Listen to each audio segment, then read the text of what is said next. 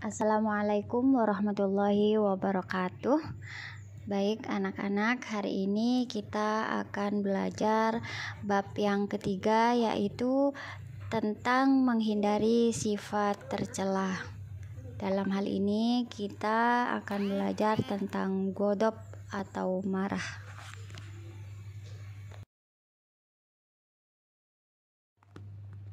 Namun sebelum belajar, marilah kita berdoa terlebih dahulu agar supaya kegiatan kita hari ini diberkahi oleh Allah Subhanahu wa taala.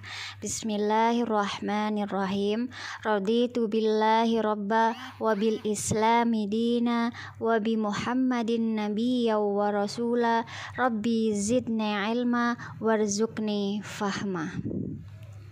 Kami ridho Allah Subhanahu wa taala sebagai Tuhanku, Islam sebagai agamaku, dan Nabi Muhammad sebagai nabi dan rasulku. Ya Allah, tambahkanlah kepadaku ilmu dan berikanlah aku pengertian yang baik. Namun sebelum belajar, saya akan membacakan tujuan pembelajaran kita pada hari ini. Yang pertama, siswa dapat mengetahui dampak buruk dari godop atau marah. Siswa dapat mengamalkan sikap jujur, tanggung jawab, dan santun sebagai cermin dari pemahaman sifat tercela godop. Yang ketiga, siswa dapat menjelaskan konsep, penyebab, dan cara menghindari sifat godop atau marah.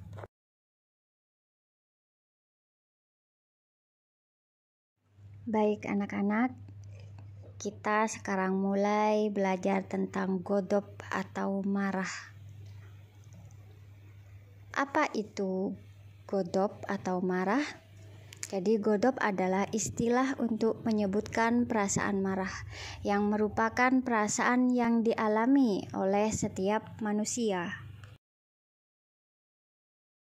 Baik anak-anak, kita sekarang mulai belajar tentang godop atau marah. Apa itu godop atau marah? Jadi godop adalah istilah untuk menyebutkan perasaan marah, yang merupakan perasaan yang dialami oleh setiap manusia. Jadi anak-anak, sebenarnya marah dalam Islam itu diperbolehkan. Marah dalam Islam itu ada dua, yaitu marah yang diperbolehkan dan marah yang tidak diperbolehkan. Marah yang diperbolehkan yaitu contohnya untuk mempertahankan kehormatan. Jadi kalau misal ada anak perempuan dilecehkan, boleh dia mempertahankan kehormatannya. Kemudian contohnya lagi untuk mempertahankan harta. Ya, jadi kalau misalnya pakai sepeda motor kemudian ada begal, boleh kita melindungi diri. Kemudian mempertahankan agama, hak-hak umum, dan lain sebagainya.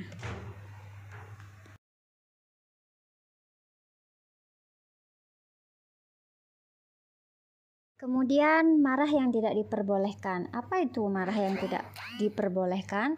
Marah yang tidak diperbolehkan yaitu marah yang hanya untuk kepuasan hawa nafsu.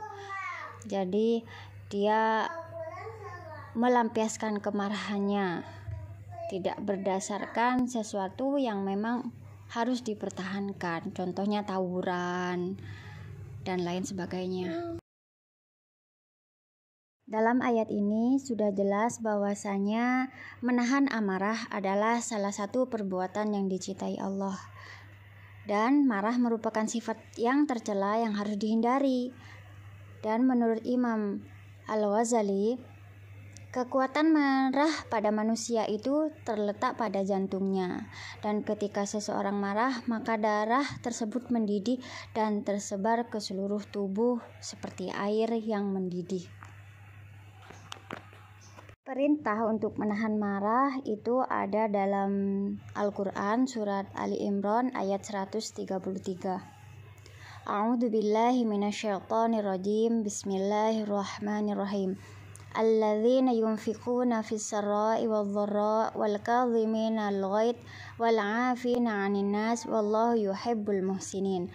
orang-orang yang bertakwa, yaitu orang-orang yang berinfak baik di waktu lapang maupun sempit, dan orang-orang yang menahan amarahnya dan memaafkan kesalahan orang lain. Dan Allah mencintai orang yang berbuat kebaikan. Lanjut slide 9. Bagaimana cara kita agar kita bisa menghindari perilaku marah? Yang pertama, kita harus takut akan siksa Allah Subhanahu wa taala. Jadi karena marah ini merupakan sebuah larangan yang tentu akan disiksa oleh Allah apabila kita melakukan larangannya. Kemudian kita harus mengingat bahwa menahan amarah adalah sebuah keutamaan dan merupakan wasiat Rasulullah. Apa itu keutamaannya? Dalam sebuah hadis Rasulullah bersabda, "La taudab walakal jannah." Janganlah marah, maka bagimu surga. Kemudian cara yang paling mudah untuk menghindari dari amarah yaitu dengan mengucap ta'awudz. A'udzubillahi minasyaitonirrajim. Karena marah itu berasal dari setan, jadi kita harus meminta perlindungan kepada Allah dari godaan setan. Selanjutnya, mengubah posisi tubuh seperti yang diajarkan oleh Rasulullah. Jika salah seorang di antara kalian marah dan ia dalam kondisi berdiri, maka hendaklah ia segera duduk. Jika kemarahannya tidak lantas pergi, maka hendaklah ia berbaring. Jadi dari berdiri ke duduk, dari duduk kemudian berbaring.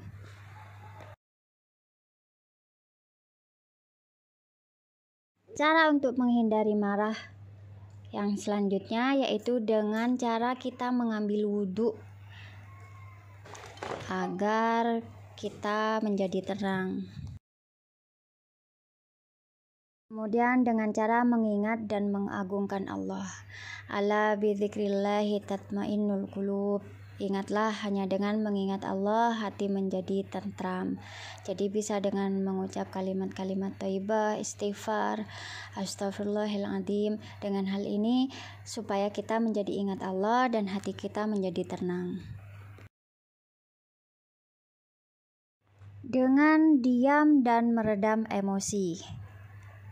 Dalam sebuah hadis disebutkan, ajarkanlah mereka dan mudahkanlah dan jangan kalian persulit. Jika salah seorang di antara kalian marah, maka hendaklah ia diam. Jadi jangan banyak bicara. Jika kita marah, maka diam. Itu akan meredam kemarahan yang ada pada diri kita.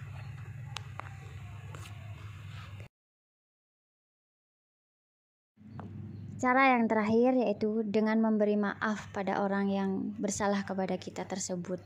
Karena dengan memaafkan, kita tidak terbebani, hati kita menjadi tenang, hati kita menjadi bersih, tidak diliputi dengan kebencian, kedengkian, iri, dan marah itu sendiri. Baik, terima kasih. Semoga belajar kita hari ini dirahmati oleh Allah Subhanahu wa taala. Kita semua mendapatkan ilmu yang bermanfaat dan kegiatan kali ini dicatat oleh Allah Subhanahu wa taala sebagai ibadah. Amin amin ya rabbal alamin. Terima kasih. Wassalamualaikum warahmatullahi wabarakatuh.